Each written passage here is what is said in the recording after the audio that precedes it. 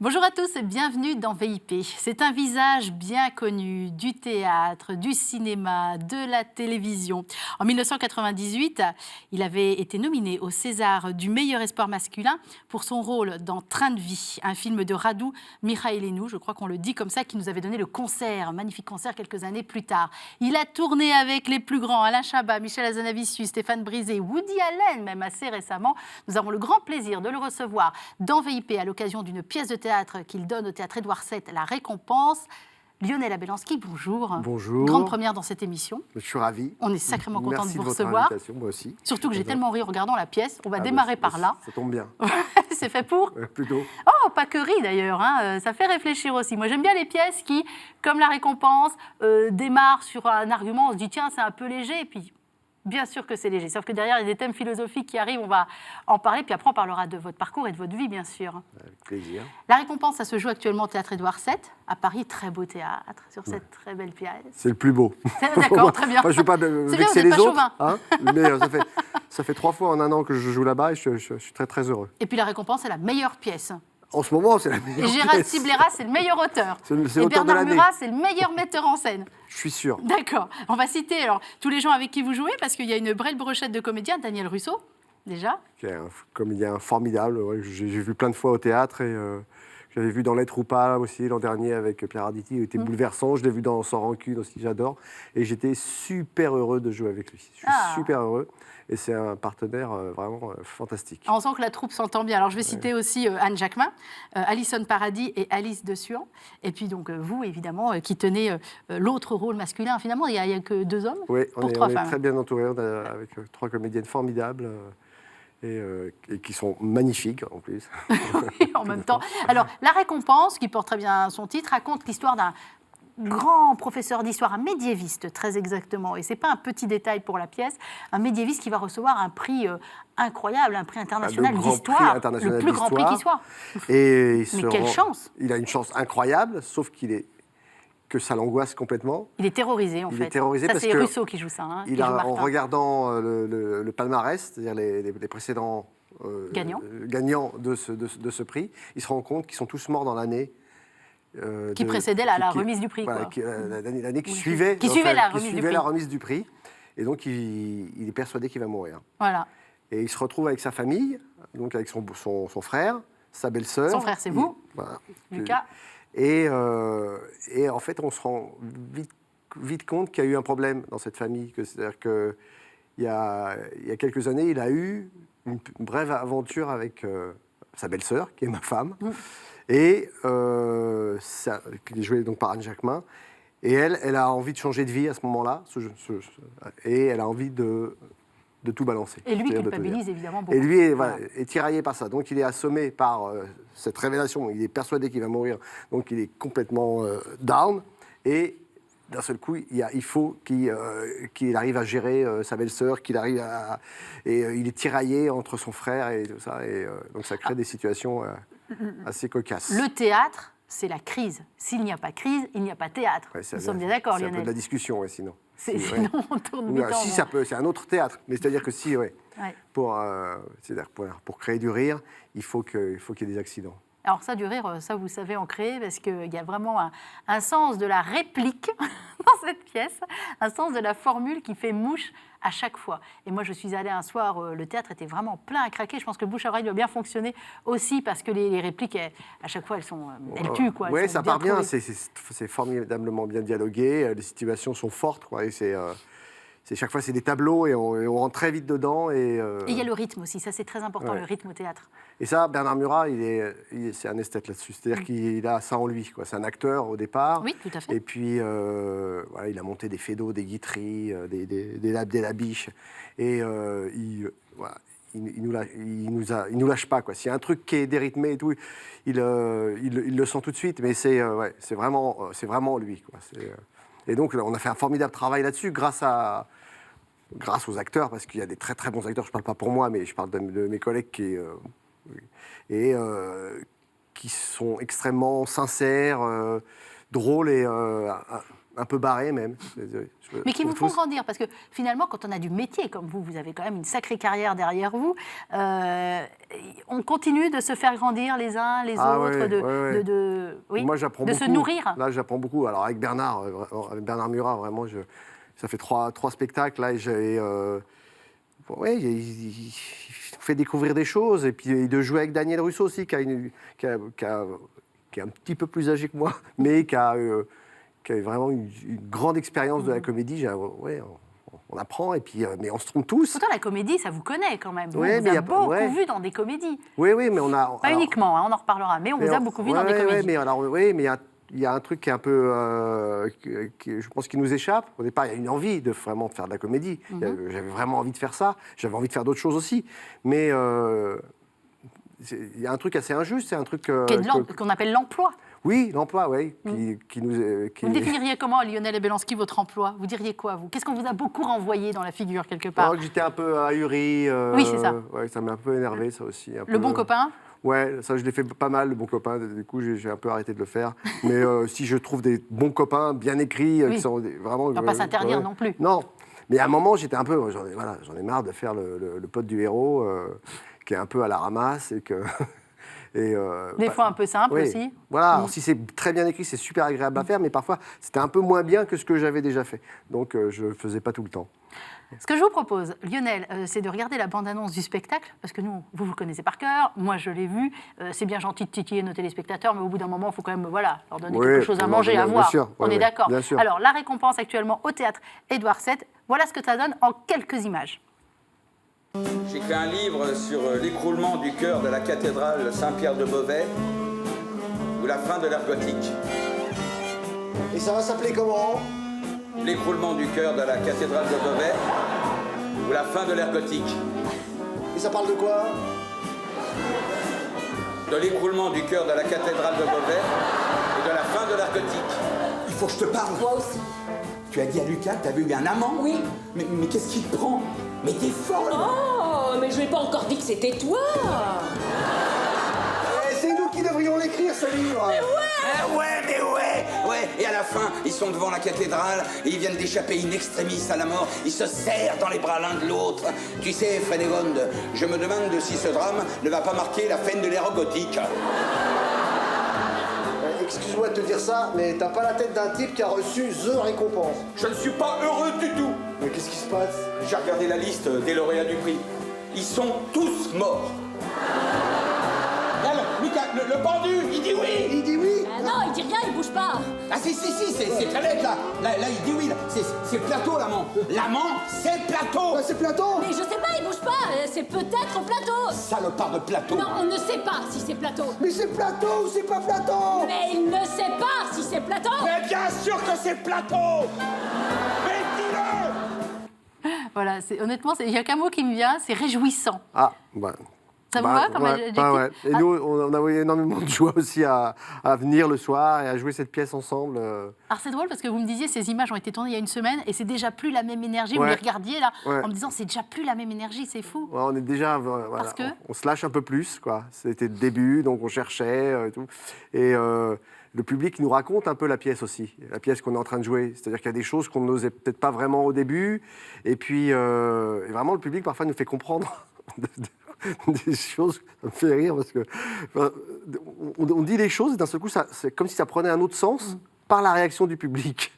Et donc, ça, vraiment, c'est pour ça que je dis le public nous apprend un peu la pièce qu'on est en train de jouer. Des endroits où vous n'attendiez pas forcément des rires et ça rit, et vice-versa peut-être. Et donc l'énergie, elle bouge, et ça joue sur le rythme de la pièce, mais c'est passionnant. Et c'est pour ça que le théâtre, c'est formidable, et que parfois les gens nous disent mais vous jouez tous les jours la même pièce, mais c'est jamais tous les soirs la même pièce. Il y a des soirs, on ne comprend pas pourquoi ça prend pas. Nous, on a l'impression que ça prend pas, mais les gens sont ravis après. Ouais. Mais c'est une différence d'énergie, et c'est... en fonction de la journée que les gens ont passée, que nous, on a passé, mais c'est passionnant. De jouer longtemps, comme ça, c'est assez incroyable. Alors, vous faites aussi bien du théâtre, vous en avez fait beaucoup du théâtre, vous avez joué des grands classiques aussi. Pas beaucoup de classiques, non. Du Labiche, j'appelle ça du classique. J'ai joué du Labiche, mais sinon, j'ai pas J'appelle ça joué du de classique. Molière. Ah non, oui, je parlais pas des grands classiques, vous avez raison. Ouais. Pas de jouer de Molière, de Shakespeare. Malheureusement, non. Non. Attendez, ça va peut-être venir. Bah, peut-être. Richard III, il faut avoir un certain âge. Ah, j'adorerais. C'est vrai. Ouais, j'adorerais, ouais. Mais donc, théâtre, beaucoup de cinéma, beaucoup de télévision. On parlait d'énergie, c'est forcément pas la même énergie, et c'est pas la même nourriture que ça vous apporte? Non, c'est pas. Ouais, c'est très très. Ouais. C'est. Ouais, c'est la télé ou le cinéma, c'est. C'est drôle, hein, c'est plus figé en fait. On fabrique. J'adore parce qu'il y a un moment, j'ai pas fait de théâtre pendant longtemps et c'est là où j'ai commencé à tourner. Et ce que j'adorais, c'était la vie de plateau, la rencontre, et puis voilà, c'est un truc beaucoup plus pointilleux. C'est comme un petit dessin de cinéma. C'est comme si on faisait on refait, mais c'est l'énergie. C'est sur le moment, quoi.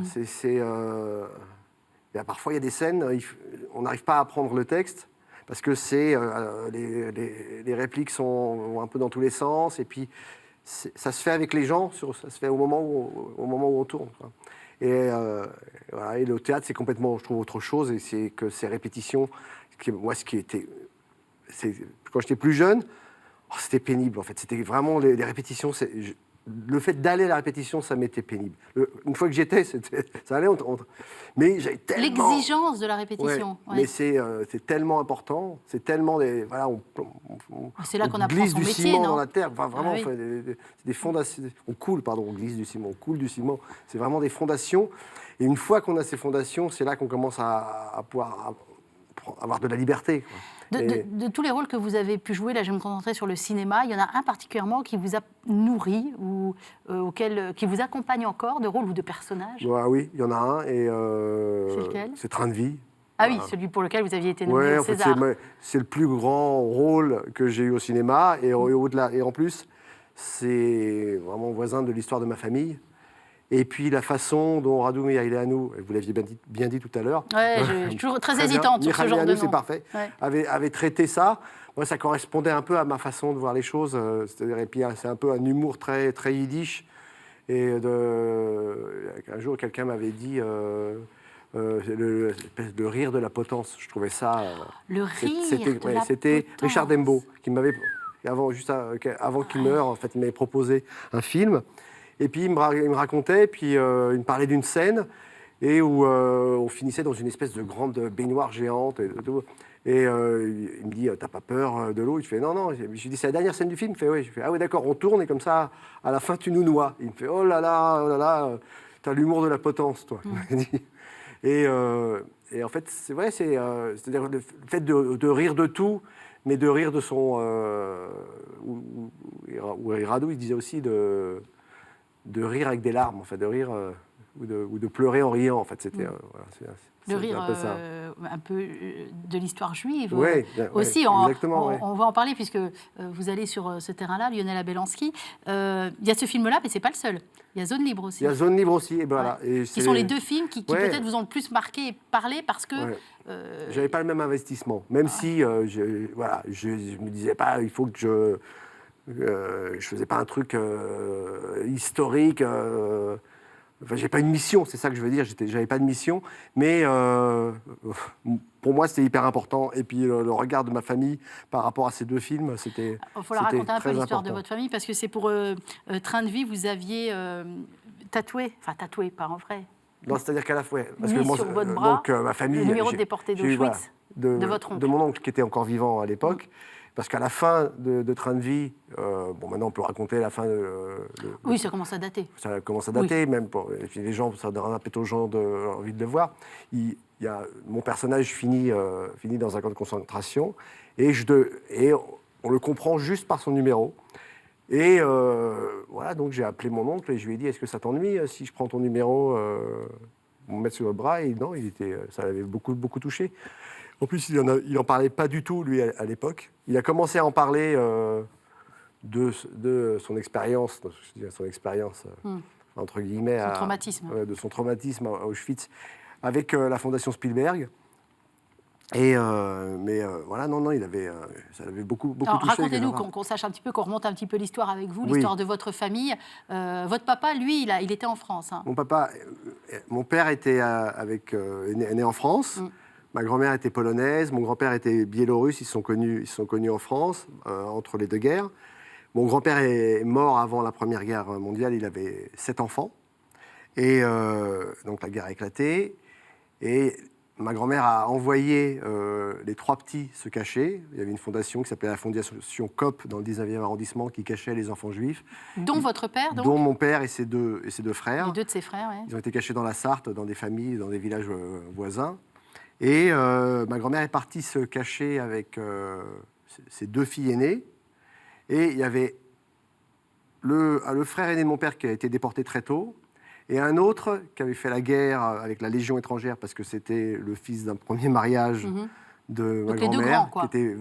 qui lui avait été arrêté en Algérie par l'armée allemande et qui a été déporté après.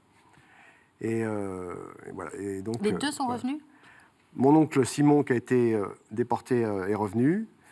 Et mon oncle Georges, donc, qui lui était dans la Légion étrangère, qui était l'aîné, lui n'est pas revenu. Et mes 2 tantes non plus, qui étaient restées avec ma mère, ont été arrêtées très tard. En plus, elles ont été arrêtées dans l'Est de la France en 1944, et avec ma grand-mère. Et donc, voilà, mon père est rentré après, après, à la fin de la guerre. Il a été en maison d'enfants avec ses frères. Et puis, ils sont partis en 1948. Alors, ils ont été... parce que mon père me disait, on a été endoctrinés. C'est des gamins, ils sont partis en Israël, ils ont fait le kibboutz. C'était une période formidable de leur vie aussi. Et puis, ils sont tous les 3 revenus, mais pas au même moment. Mais ils ne sont pas revenus pour revenir. C'est-à-dire qu'à l'époque, mon père est venu, lui, pour voir son frère aîné. Donc, il a pris un billet aller, et puis il s'est dit, je vais travailler un peu, puis quand j'aurai de l'argent, je reviendrai. Puis finalement, il a rencontré ma mère, il est resté. Et puis, j'ai un autre oncle qui est rentré, alors lui, pour d'autres raisons. C'était pour des raisons politiques, quoi. Et puis un autre qui est parti via l'Afrique, qui a fait de la coopération, puis qui est revenu en France des années après. Et vous héritez de tout ça. Ouais, et avec ce métier d'acteur, et particulièrement dans ces films-là, mais peut-être pas que, il y a une manière d'exorciser aussi. Enfin, c'est comme ça que vous l'avez vécu. D'exorciser ces histoires familiales qui est lourde quand même. C'était même pas de C'était la génération juste avant vous, quoi. Ouais, ah oui, c'est-à-dire que en fait, maintenant en vieillissant, je me rends compte que l'héritage, c'est ça, et voilà, ma sœur, moi, mes cousins, et on s'en rend compte nous maintenant qu'on a tous 50 ou 55 ans, 60 ans, qu'on est marqué par ça, vraiment. Mais malgré nous, c'est-à-dire que il y a un truc, C'est ça qu'on appelle le syndrome de Jérusalem, ou c'est autre chose? Alors, le syndrome de Jérusalem, c'est autre quoi chose. Le syndrome de Jérusalem, c'est comme le syndrome de Paris pour les Japonais. C'est des gens qui vont à Jérusalem et qui, d'un seul coup, ont une crise de mysticisme dingue, en fait, et qui se prennent ou pour le Messie, ou qui se prennent pour Jésus.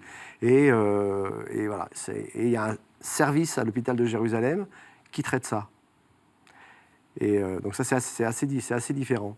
Et j'ai fait un film. Bah oui, là-dessus. c'est pour ça que je vous pose la question. Et j'ai fait un film qu'on a tourné là-bas. Qui s'appelle Le syndrome de Jérusalem. Ouais. Et en fait, c'était un peu une... Et juste pour faire une aparté, les Japonais, ils se prennent pourquoi avec le syndrome de Mais Paris? ils sont impressionnés par Par Paris, ouais. par le bordel. Le bordel, l'incivilité, tout ça, par rapport un choc culturel. Et donc, il y a des Japonais qui se retrouvent à l'hôpital en crise. Et il y a un service pour ça à Paris? Alors, je ne sais pas s'il y a un service pour ça à Paris, mais il y a des hôpitaux qui traitent ça à Paris. Bon, je ferme la parenthèse des Japonais à Paris, mais voilà. C'était pour savoir. Et pour revenir, donc cet héritage dont on parlait, ça ne s'appelle pas le syndrome de Jérusalem, donc j'entends bien. Je ne sais pas comment ça peut s'appeler, mais en tout cas, il faut le porter. Il faut le porter. Et moi, ça m'a... Mais ça m'a fait vachement de bien de faire ces 2 films, parce que c'est... D'un seul coup, je rentrais dedans, quoi. C'est-à-dire que ça a toujours été assez flottant chez moi. On n'en parlait pas beaucoup. Mon père avait beaucoup de mal à parler de ses parents. Beaucoup de silence, hein, après. Oui, on ne nous a pas raconté. C'est-à-dire, on avait l'impression de presque tout savoir, et un peu... Et de ne rien savoir. Et malgré le manque d'informations, quoi. C'est-à-dire que c'est une espèce de chape, voilà. Donc, on s'est construits tous, mes cousins, ensemble. Avec des trous, quand même. avec des trous et avec des trous. Et puis, je pense que dès que quelqu'un nous donnait une information, ça prenait beaucoup de place. Et donc, on avait un oncle qui nous racontait un truc, après un autre qui nous disait le contraire. En fait, sur le même moment, c'était Alors, on cherchait un peu et on s'est fait une histoire avec ça, quoi. Et j'ai fait un voyage à Auschwitz avec ma cousine aînée, donc il y a 2 ans. Et voilà, c'était incroyable qu'on y aille ensemble. On était avec des amis, en plus, on a fait une espèce de groupe. Et Vous avez ressenti quoi là-bas? moi, j'avais peur de perdre mes moyens, de tomber dans les pommes, de faire une crise d'angoisse. Et en fait, j'étais très serein. J'étais très serein et j'ai... Alors, on sait ce que c'est, on a vu des films. Oui, vous avez perdu de la famille là-bas. Oui. Enfin, vous êtes directement connecté à Auschwitz. Et ouais, mais alors le fait d'avoir eu un oncle qui a survécu à ça, je pense que je l'ai aussi après. Je réalise maintenant en parlant, hein, mais que je l'ai appréhendé de façon différente. Mais ouais, mais c'est toujours pareil. Enfin, c'est de voir ça, c'est même si on sait, on a vu, on a lu Primo Levi, on a vu des films, et de se retrouver là-bas, c'est un truc incroyable. Il y a pour vous un devoir de mémoire ou c'est autre chose? Il y a un devoir de mémoire, enfin pour ce qu'on vit. Enfin, je dirais, je sais pas, c'est. Vous transmettez cette histoire à vos enfants? Vous avez 2 grands-enfants maintenant. Ouais. Vous leur avez transmis cette histoire familiale avec ses trous malgré tout? Ouais, mais justement, j'ai essayé de leur raconter comme on m'a pas raconté à moi. Oui, voilà. Et de leur faire partager ça. Je leur impose rien, c'est-à-dire que.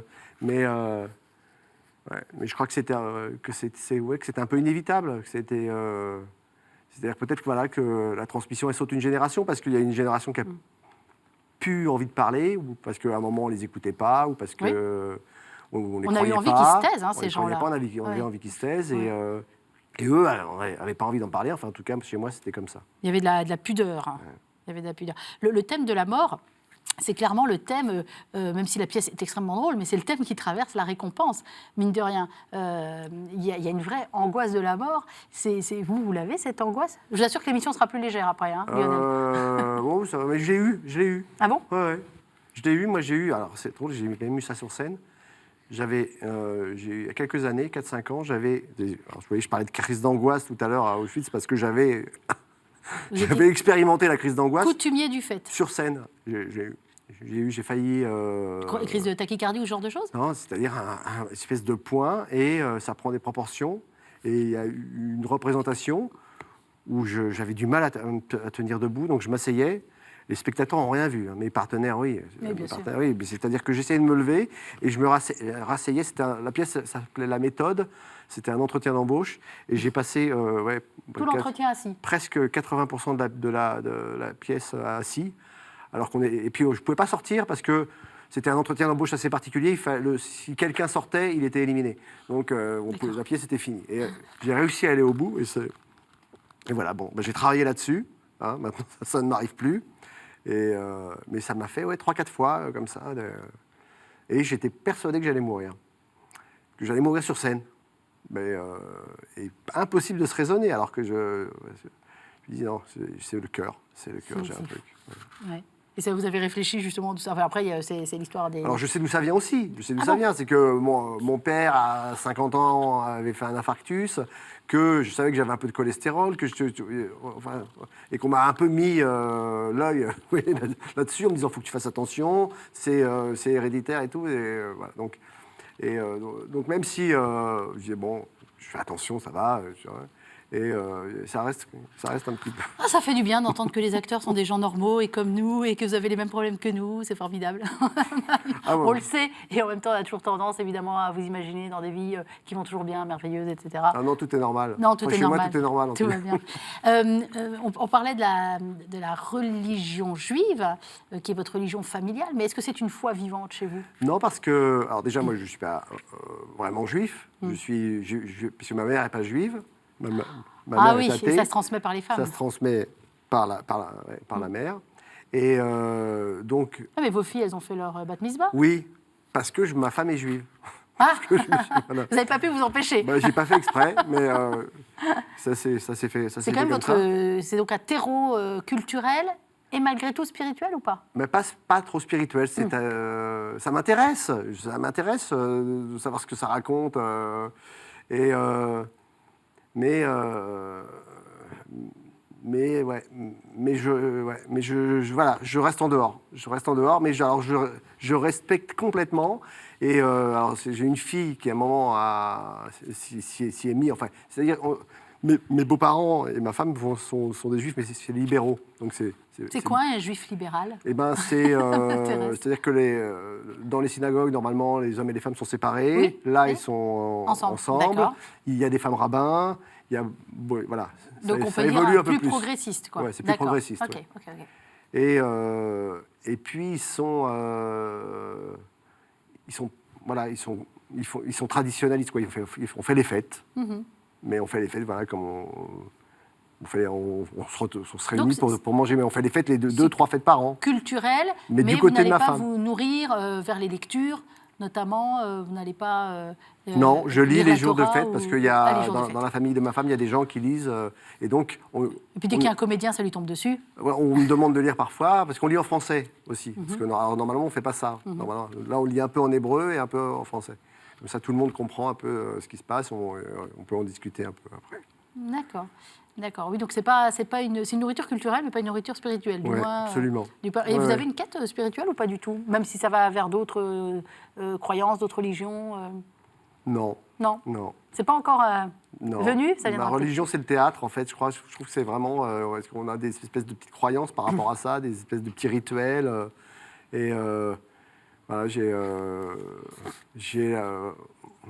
Voilà, j'ai foi en ça, en fait. Vous savez que c'est il y a pas un truc. incompatible, hein? Non, D'avoir c'est foi bien, dans le ouais. théâtre et Ouais. foi dans Ouais.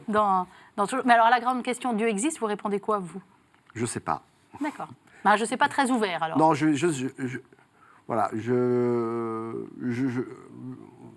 envie de dire je ne crois pas, mais je dis je ne sais pas. D'accord. Pourquoi vous dites pas je ne crois pas? Parce que je ne sais pas, parce que je ne suis pas sûr d'avoir raison D'accord.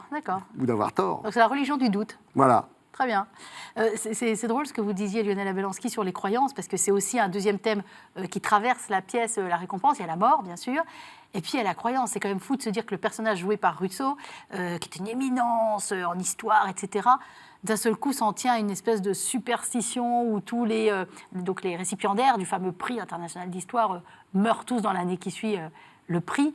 Et lui, il s'accroche à cette superstition, puis après, il s'accroche à un pendule. Je crois qu'on l'a vu dans l'extrait. Oui. Ce pendule, il prend de la place. Hein, c'est un objet culte dans la Oui. pièce.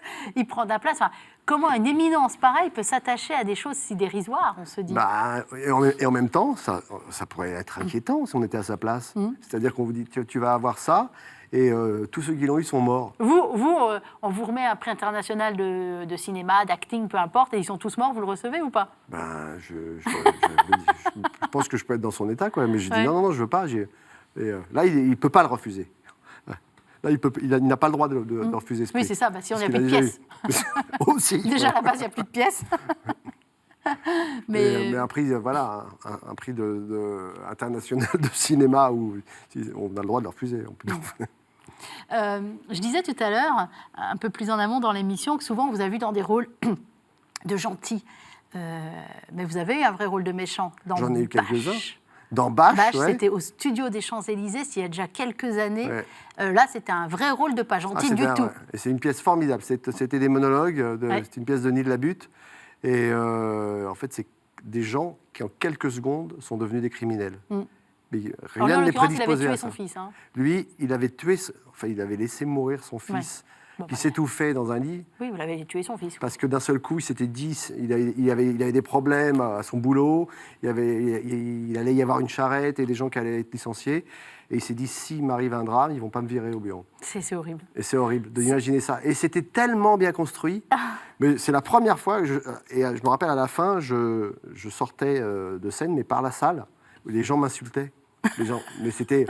Je me disais, bon, j'ai bien fait mon travail, c'est bien, mais c'est...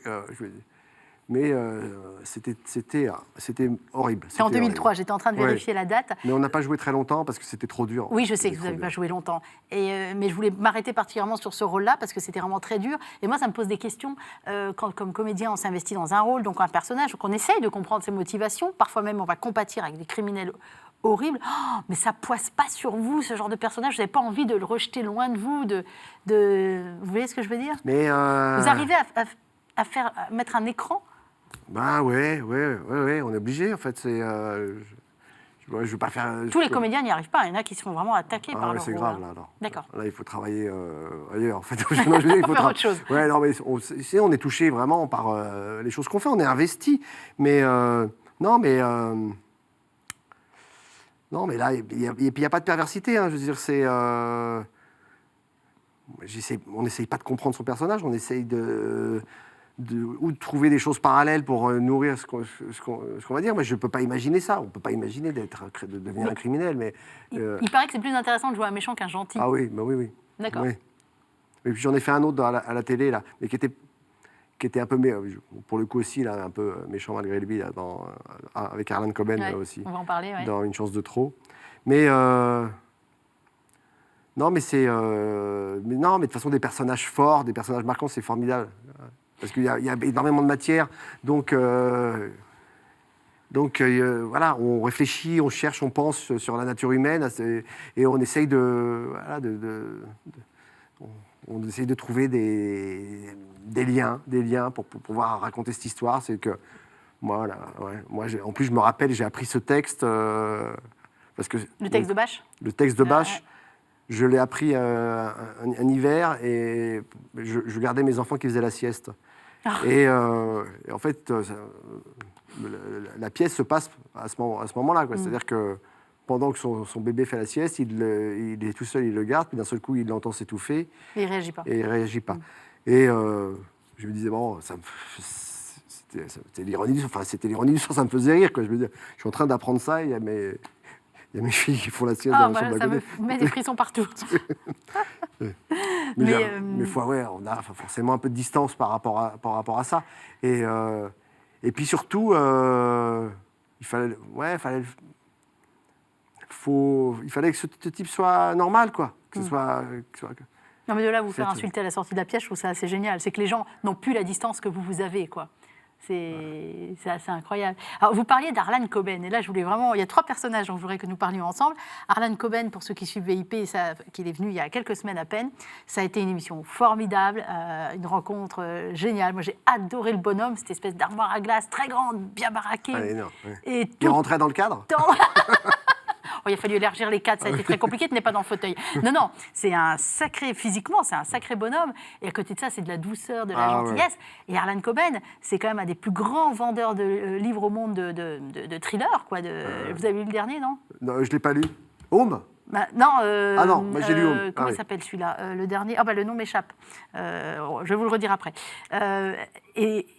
Et quand il est venu ici, on a parlé d'Une chance de trop, qui a été un énorme succès en France. Ça a cartonné.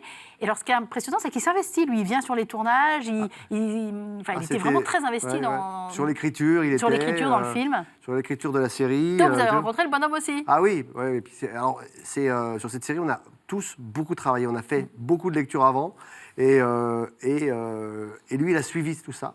Il suivait. Alors, il n'était pas là, mais il suivait même via Skype parfois. Alors on lui retraduisait parce qu'il ne parle pas du tout français. Les changements qu'on faisait, que les auteurs faisaient. Et sur le plateau, il était là très très souvent. Et c'était lui le showrunner en fait. Et donc on a fait connaissance, c'était super. Il était hyper positif et hyper motivant. Et vraiment, il y avait un super réalisateur qui était François Vell et un jeune producteur qui est Sidney Galonde, qui c'était sa première production, enfin seul, et c'est lui qui allait le chercher. Et c'est un super bonhomme. Moi, je suis allé le revoir à New York. Ouais, alors c'est ça qui est génial. Vous avez vraiment sympathisé. Ouais. On me dit dans l'oreillette que le dernier livre s'appelle Intimidation. Ah oui. Il faut le lire. Je le lirai. Bien.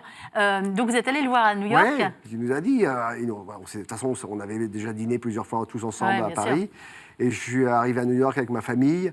Et il nous a reçus, mais alors c'était super, il nous a reçus, il habite au Dakota Building, c'est son bureau en fait. Il a un appartement et un bureau parce que lui habite dans le New Jersey. Alors c'est un immeuble historique, on va dire pourquoi. C'est un immeuble historique, c'est un des premiers immeubles des hauts, c'est un mini building qui est à côté de Central Park à New York. Et c'est là où John Lennon a été assassiné. Et il n'y a que des personnalités incroyables qui vivent dans cet immeuble. Si vous allez là-bas, vous devez être annoncé. Si vous voulez habiter là-bas, il faut que tous les propriétaires ou locataires vous valident. C'est une cooptation, très bien. Il m'a dit que Madonna avait été refusée. J'ai des scoops. Non, mais là, on est Donc, on il est nous a dans un fait- autre monde. Hein. Voilà, donc on a passé 1 heure là-bas, on a bu un café, il nous a emmenés sur le toit, on a fait des photos, c'était super. C'était très agréable. Et puis quand il vient à Paris, dès qu'on peut, voilà, on se réunit tous, enfin ceux qui sont là, les anciens d'Une chance de trop. Et puis on dîne ensemble, c'est très... Il y a des vraies aventures, hein, des vraies aventures amicales aussi, au-delà de l'aventure professionnelle. Il y a un autre Américain aussi qui a jalonné votre parcours. Moi, j'ai vu un film que j'ai adoré au cinéma, mais je pense que c'était il y a peut-être 1 an et demi maintenant, qui était... le nom m'échappe, le film de Woody Allen. Magic in the Moonlight. Ouais. Merci. Magic in the Moonlight, et vous étiez dans la distribution. Oui, mais je suis moins pote avec Woody Allen. Il n'est pas pareil, il est différent de Harlan Coben. Il est pas... Non, mais vous étiez le français de la distribution. On était 2, je Deux crois. Oui, en fait, on était 2. Il y a un comédien... vous aussi, vous avez des trous de mémoire? Oui, non, mais parce c'est que fou, hein, d'avoir il ça en âge. joue en ce moment dans Dites-moi. les choristes. Il joue le rôle de Berléand dans les choristes en ce moment. Je vois sa tête. Zardi, Je n'ai pas retrouvé. pardon. Je vois très bien sa tête, oui. Et Super donc, comédien. il y avait aussi ce... Alors, pourquoi cet vous acteur. Ben, je ne sais pas, j'ai fait un casting, et puis, voilà. Et puis on m'a dit c'est Vous toi. faites encore des castings, Lionel Abelanski? si c'est Voilà, pour c'était une Woody prod Allen. américaine. C'est une prod américaine, ouais. Oui. Non, mais aussi, si, je fais encore, il peut m'arriver de faire des essais encore pour des rôles, pour voir si ça, D'accord, ça c'est passe ça, ou quoi. pas. Ouais, Mais ça dépend de... Ça, voilà. Marion Cotillard aussi fait encore des castings. Et... Ouais, mais elle fait des castings pour des très très grands rôles Ah américains. oui, mais elle est aussi pas toujours prise. Non, mais je suis d'accord pour faire des essais encore. Et alors ce Woody Allen, parce que c'est un peu mythique en France, Woody Ouais. Allen, c'est là qu'il est le plus aimé au monde, hein, je pense. Ouais, ouais. Ça a été quoi cette rencontre Eh ben, ça a été assez bref parce que j'avais une scène Oui, un petit avec rôle. Colin Firth et où je fais un docteur français. Ouais. Donc je suis allé une première fois sur le plateau juste pour l'essayage de costumes après avoir été choisi. Ou alors il est en fait il est assez entouré, il reste près de l'écran de contrôle avec son équipe et il va pas beaucoup sur le plateau. C'est un petit peu en retrait du plateau et il voit tout ce qui se passe sur le plateau. Mais Vous n'avez même pas pu le saluer? Si, pas cette D'accord. première fois. C'est-à-dire qu'il était assez concentré sur la scène qu'ils étaient en train de tourner, C'est moi je normal. n'étais pas là. Et il m'a même pas regardé. Il a regardé la tablette avec les essais costumes qu'on avait fait. Il a fait OK, ça c'est bon, ça non, c'est bon, très bien. Et ils m'ont remis dans l'avion et je suis rentré.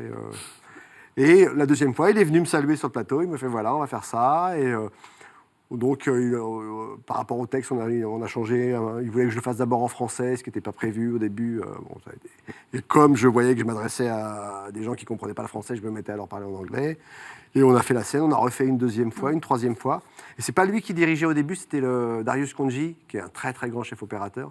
C'est lui qui m'a dit tu prends l'escalier, tu descends là, tu te mets là dans la lumière, tac. Et tout était très très carré. Et voilà, en 3/4 d'heure, c'était fait. À l'américaine. À l'américaine. Et donc, on ne voit pas, on a l'impression que tout est facile et que j'ai l'impression qu'il fait tout le film comme ça. Et c'est assez incroyable ce qu'il insuffle. Quoi. Enfin, ce qu'il a... Moi, j'avais aimé. Comment J'aime pas sa tous les façon Woody de Allen, mais couper. j'avais Moi aimé non plus. celui-là. J'avais aimé celui-là. Mais Ouais. c'est le problème des grands réalisateurs, c'est-à-dire que quand ils ont fait des chefs-d'œuvre, après, ils font des films un peu moins bien Oui. et on se dit ah celui-là est pas bien, alors que c'est Alors déjà, que c'est c'est bien déjà très quand bien. même. Mais Vous voilà. avez un réalisateur, vous, qui vous plaît particulièrement, que ce soit français, international? Alors, moi, c'est Paul Thomas Anderson. Ça, je suis client. Alors, mais citez-moi des films, là, parce que je suis... Magnolia, D'accord. ou Punch Drunk Love, ou le film sur le pétrole avec... ouf, et puis il a fait... Ah, les noms.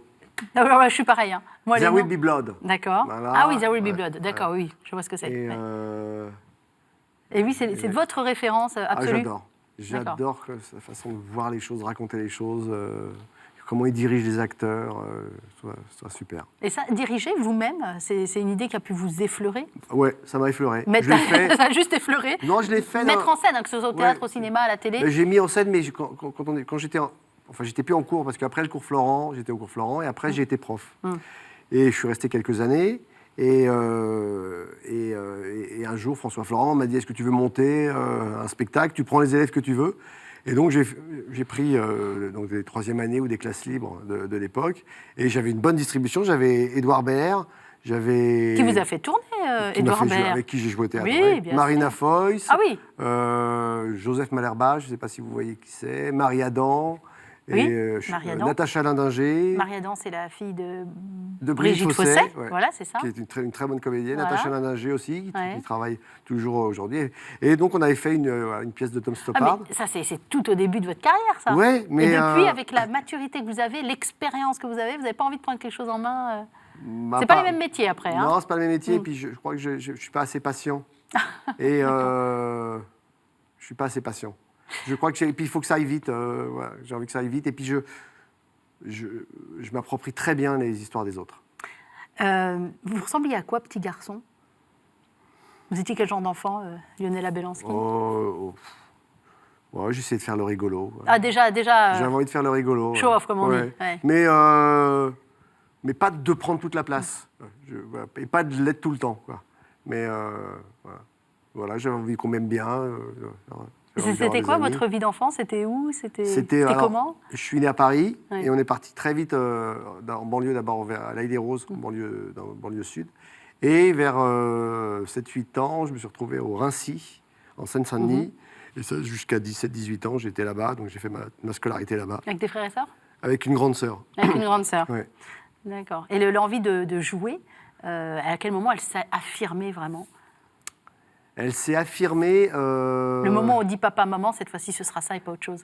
Mais ça s'est affirmé, ça a été assez doux en fait. C'est-à-dire que j'ai travaillé dans une boîte de services informatiques. Et puis je me suis dit, bon, maintenant je travaille, Je suis raisonnable, je gagne mon voilà, argent. je vais m'inscrire à un cours de théâtre. J'avais vraiment envie de le faire en me disant, on verra. Donc je faisais ça le soir. C'était 3 ou 4 soirs par semaine, ça dépendait. Puis les soirs, après, ça prenait de plus en plus de place parce qu'il faut répéter les scènes. Tout ça. Et puis, ça prenait je continuais de travailler, mais ça prenait de plus en plus de place dans ma vie. C'est-à-dire moment, que faut tous les faire un gens que je choix. voyais, c'était... Et puis un jour, j'ai eu la classe libre. C'est-à-dire la classe libre, c'est on paye plus les cours. Ouais. Et je me suis dit, bon allez, j'arrête de bosser. Alors, il faut quand même préciser, la classe libre, tout le monde n'y entre pas. Hein. Oui, c'est un concours. C'est un concours, voilà, C'est un concours, c'est mais tous hyper les gens exigeant. qui ont eu la classe libre ne travaillent pas non plus. Oui. Hein. C'est comme tous les Non, gens qui mais ont à le un moment, conservatoire. c'est là ne qu'on pose un travaillent pas. choix. Voilà, je me suis dit, allez, j'essaye.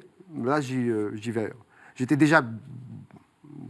déjà plus que mon hobby. Mes parents pensaient que c'était juste un hobby, comme la poterie ou, Bien sûr. ou piscine. Voilà, donc j'ai fait ça. J'ai arrêté de bosser. Je ne l'ai pas dit à mes parents tout de suite. Parce que, en plus, c'est le moment où mon père avait un peu des problèmes de santé, donc je ne voulais pas les embêter. Ils étaient Vous n'avez quand même pas attendu la assez nomination inquiète. César pour leur dire. Ah non, Ils j'ai n'ont pas attendu découvert quelques mois. ça De au toute façon, ma César. mère, D'accord. j'ai pas réussi à mentir à ma mère. Parce que, donc De toute façon, il ne faut jamais mentir à parce sa que je mère. lui ai dit, je prends des vacances, et elle m'a pas cru. En fait, elle a appelé ma boîte en me disant, est-ce que je peux parler à Lionel? Et puis, ils lui ont dit, mais il fait plus partie de la société, alors que je les avais bien briefés. Et, voilà. On peut rien cacher à sa mère, Non. Lionel. Évidemment. Quelle est la valeur dans laquelle vos parents vous ont élevé? Je dirais le respect, je crois, d'être...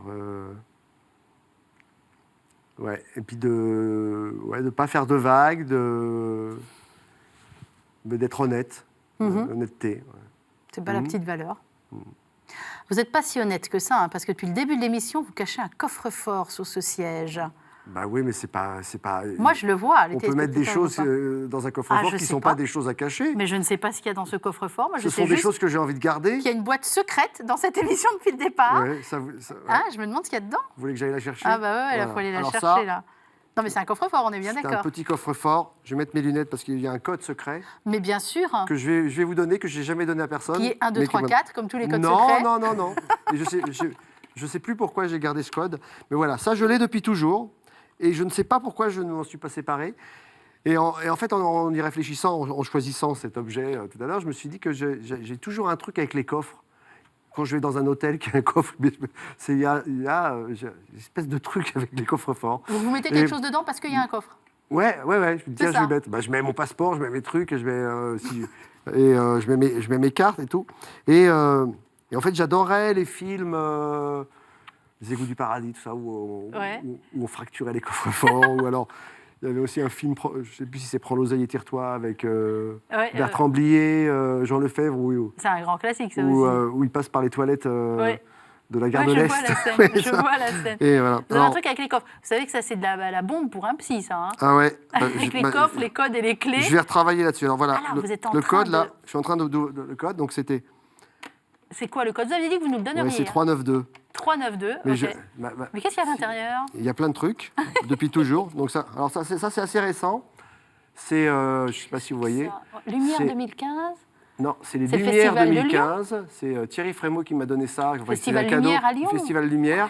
Et c'est Jeux interdits. C'est un bout de la pellicule Non. de Jeux interdits. Enfin, d'une des Tiens, on parlait de pellicules Brigitte que Fossé il y a 2 j'avais. secondes. Voilà, alors là, donc là, il y a de l'argent. Alors ça, je ne sais pas d'où ça vient. Azerbaïdjan. Je mets tout par terre parce que je. Ah bah, ouais, mais ça, c'est de l'argent. Ah, ça, c'est encore valable. C'est des shekels. D'accord. GA. Oh, c'est De joli, ça. l'or. De l'or, bien Non, sûr. c'est pas de l'or, c'est de la pyrite. Et la pyrite, c'est une pierre. J'ai eu une période où je collectionnais ces espèces de... De pierres semi-précieuses, on va dire. Semi-précieuses. Ouais. Je sais pas, j'avais trouvé un petit lot, peut-être dans une brocante. C'est lourd, hein. Mais c'est... Ah oui, c'est lourd. J'ai perdu le C'est reste. très, très joli.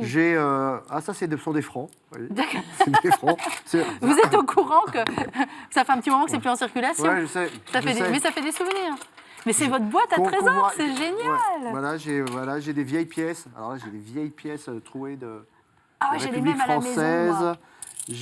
J'ai des médailles, une médaille de foot. Ma Bien première sûr. médaille de foot. Alors vous Oui. êtes un gros footeux, hein? Ah, j'étais, oui. Enfin, Ouais, ouais. oui, là. Si, ça on peut le Voilà, dire. là, j'ai des francs. Alors, bon, c'est pas parce que je veux retourner au franc. Hein. J'adore l'euro. Hein. Voilà, une médaille de handball. Ça, c'est. Est-ce que vous avez fait du hand? Oui, je fais du hand à l'école. J'ai des vieilles pièces de 5 francs. Ça, c'est mon grand-père qui me l'a donné, une pièce de 5 francs en argent. Voilà les souvenirs que ça rappelle. Incroyable. Je suis pas sûre de tout vous rendre, honnêtement. Hein. On va voir ça. Excusez-nous, on vide la J'ai boîte les à clés du trésors. coffre à l'intérieur du coffre. Oui. Pélansky, c'est génial. Pardon. Qu'est-ce que c'est que ça? Ouais, là, j'ai des pièces un peu tout petites. Ah, voilà. Ah, ça, c'est un cadeau. Voilà.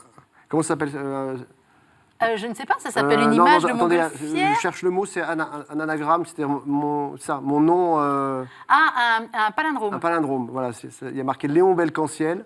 C'est un ami qui m'avait fait ça, qui m'avait. Ah mais non, alors le palindrome, ça c'est pas ça. Le palindrome, c'est Ara devient Ara quand on Ah met à oui, l'envers. Non, Ara. non, c'est un anagramme, C'est un c'est anagramme. ça. Voilà. C'est vous, Léon Belcanciel. Léon C'est Belcanciel, votre voilà. avatar. Et regardez, ça aussi, c'est un bout de la pellicule de Train de vie. On avait eu ça comme cadeau. Voilà, il me reste ça. Et Ah oui, on ça, vous reconnaît bien là. c'est encore une médaille de. J'avais adoré ce film. moi. Une autre médaille de foot, Voilà. des francs, des. Vous avez vu livres, qu'à l'heure des où on vieilles enregistre cette pièces. émission, la France a battu le Luxembourg 3-1. Hein. Oui. Hein, Ouais, ouais. J'ai suivi le foot pour vous, Ouais, vous ouais. vous rendez pas compte. D'accord. Ah, c'est excellent. Écoutez, je vais vous rendre tous vos trésors. J'adore cet objet. On demande dans toutes les émissions aux invités d'apporter un objet. Là, je crois que vous êtes dans le top 10 en 14 ans Ah, d'émission. ça fait Ah ouais, plaisir. dans le top 10 des objets, là, Lionel Abelansky. Non, mais c'est précieux, tous ces bouts de pellicule, je vais vous les rendre. Excellent. Alors, ce qu'on n'a pas trouvé dans la boîte, Lionel, c'est la citation que je vous ai... Attendez, on s'organise entre nous. Hein. C'est la citation que je vous ai demandé... je vous ai demandé d'apporter pour nous. Hop, la pierrite, elle va rouler par terre. Ouais, alors c'était en fait, j'ai cherché beaucoup et je me suis dit qu'il y a un truc qui m'a vraiment. Je range tout, hein. Je range tout. Ouais, je rangerai faites le après. ménage. Moi, j'aime bien que voilà. les hommes fassent un peu le ménage. Et, Voilà. moi, je fais le ménage. Hein. Très bien. Et en fait, je vous dirai ce que c'est après. D'accord. J'imagine que tu dois te demander pourquoi. Je vois bien dans ton regard qu'il y a un grand pourquoi. Pourquoi à toi, pourquoi à moi, pourquoi à nous. Voilà. Et moi, bien sûr, face à ce grand pourquoi, eh bien, j'ai qu'un tout petit parce que. Parce que qui, même s'il était grand, même s'il était énorme, il serait toujours plus petit que ton pourquoi. Et alors ça, c'est donc ces deux auteurs que j'ai eu la chance de jouer l'an dernier dans Un dîner d'adieu. C'est de la Patelière, Arnaud de la Patelière. Oui, c'est... Non, j'ai un doute. Enfin, c'est Mathieu Delaporte et Arnaud de la Patelière. C'est ça, voilà. Et, Pardon. et j'ai joué ça avec Guillaume de Tonquédec l'an dernier. Et, Ouais, c'est une et ça, réplique. c'est le début d'un monologue. Et j'ai jamais joué un truc comme ça. J'ai jamais eu autant de jubilation intérieure, enfin de plaisir, de rire intérieur. Et on a joué une centaine de fois à dire ce truc et à recevoir ce que le public me renvoyait, quoi. Et j'avais extrêmement peur de faire ça parce que je l'avais vu avant. Avant de le jouer, j'ai remplacé Eric Elmostino, en fait, Ah qu'il oui. avait créé à Paris. D'accord. Et moi, je l'ai joué en tournée et après, là, pour la reprise à Paris. Et c'était tellement incroyable ce qu'il faisait, je me suis dit, mais je vais me ramasser, ça va être terrible, parce que Eric, il avait tellement de liberté par rapport à ça, et puis c'est un acteur incroyable. Mais c'est ce qu'on aime dans les interprétations, c'est que chacun va s'emparer du rôle et de la réplique. Et voilà, et donc je suis arrivé très modestement avec ce truc. Je me suis dit, bon, on verra. Et de représentation en représentation, ça s'est construit et ça a été, voilà, ça a été un cadeau, voilà, ce remplacement. Hein. Et vous voyez, j'ai pas de problème par rapport à ça, mais le fait de remplacer, il y a des acteurs qui veulent pas. Hein. Mais moi, voilà, c'était un grand bonheur. Ah, excellent. Écoutez, merci parce que c'est une super réplique. Alors ça, pareil, c'est plein de répliques. C'est le livre d'or de VIP de cette saison. Il y a Harlan Coben, quelques pages avant vous. Woody Allen, on n'a pas encore su.